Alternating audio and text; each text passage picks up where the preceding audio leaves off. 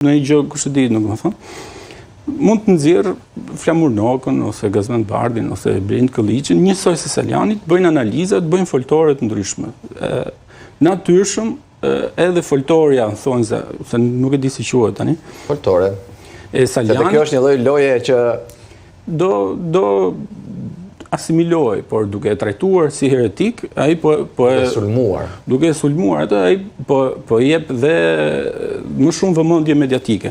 Pse nuk e bën këtë? Sepse në këtë mënyrë demokratët, pra baza, do fillonte të identifikonte dhe kryetarët e ardhshëm, trashëgimtarët ka shumë njerëz që mendojnë se për shembull Saliani dhe Ali Mehmeti thjesht synojnë, janë të vetëdijshëm që posti i Sali Berishës nuk kapet dot për një arsye që ne i prekëm pak më herët dhe realisht synojnë le të themi që të vendosin gurin në radh në trashëgimimin e marrë lidershimin e Partisë Demokratike. Kjo është shqetësimi real i kupolës drejtuese në PD, që hapet loja e trashëgimisë. Në momentin që hapet loja e trashëgimisë,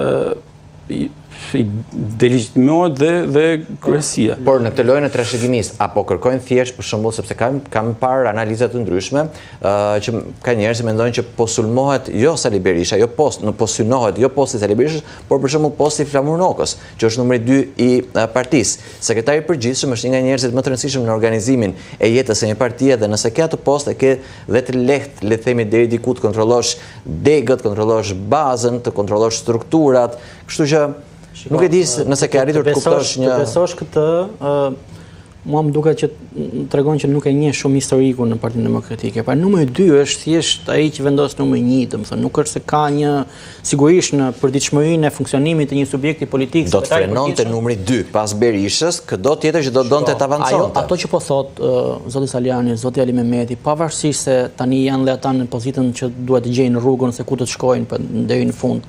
Edhe shpeshherë mund të shohim dhe qëndrime kontradiktore në ato që thonë. Në thelb, ajo që po thotë është që Sali Berisha nuk e bën më këtë parti fituese. Pavarësisht ligjërimit, metaforave që përdorin, gjuhës që përdorin, e tjerë me radhë. Rama nuk mundet me votë. Domethënë, thelbi është e Berisha. Pra, do shkojmë në zgjedhje me të njëjtin lider i cili ka humbur, i cili nuk motivon më. Këtë po thot ai, domethënë.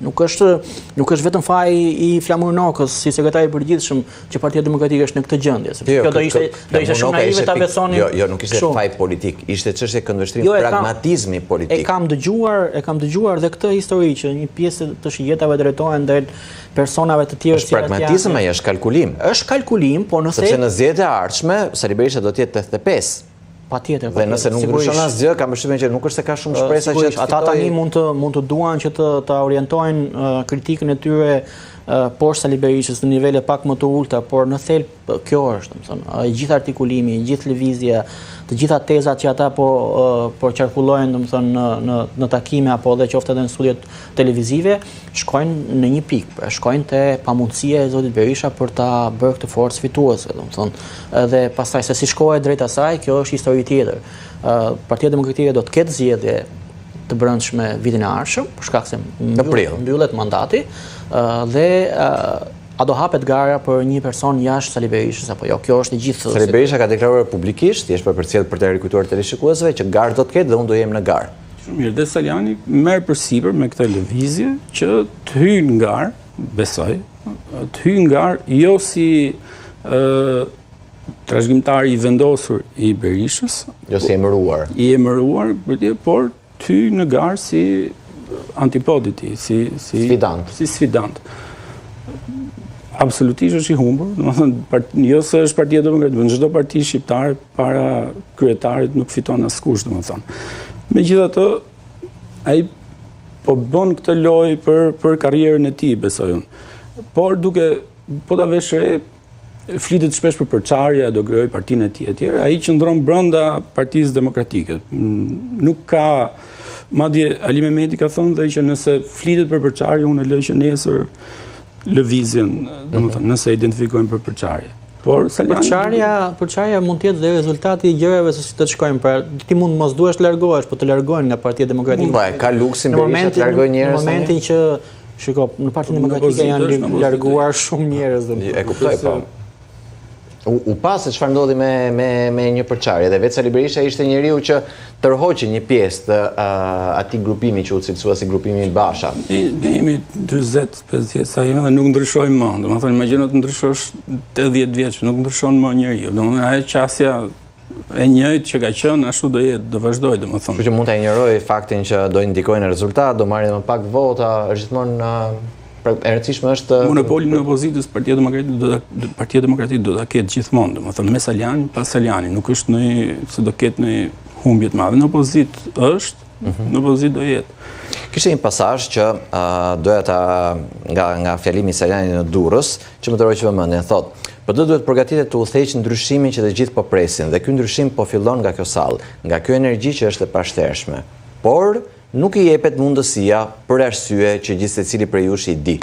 Cilat janë këto arsye që nuk i jepet mundësia kësaj energjie për ta kthyer Partinë Demokratike në? Është një kritike e hapur ndaj establishmentit që ka Partia Demokratike, që sipas zotit Saliani, sipas tezës së tij, është i kënaqur me pozicionin e liderit të opozitës, por që nuk është se ka një ambicie për të marrë pushtetin, domethënë është i dorëzuar. Dhe ai mendon që baza dhe potenciali që ka Partia Demokratike në shoqëri nuk shfrytëzohet nga ky leadership. Dhe prandaj thash pak më përpara që pavarësisht se duket janë kamufluar, kritikat janë drejt liderit, domethënë, dhe është e qartë kjo gjë.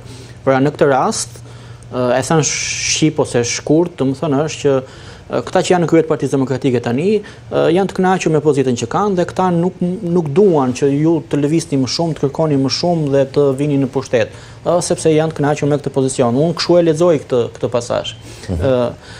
Dhe pastaj domethënë kjo shkon më shumë te Sali Berisha, shkon më pak te Flamur Noka apo te Gazbend Bardhi dhe të tjerë. Kjo është një histori shkon kundër Berishës, se thot me Edi Rama nuk ka zgjedhje, ndërkohë që ky Saliani flet për energji të brendshme të Partisë Demokratike që frenohen. Që nuk u jepet mundësia të shprehen për arsye që ju të gjithë i dini.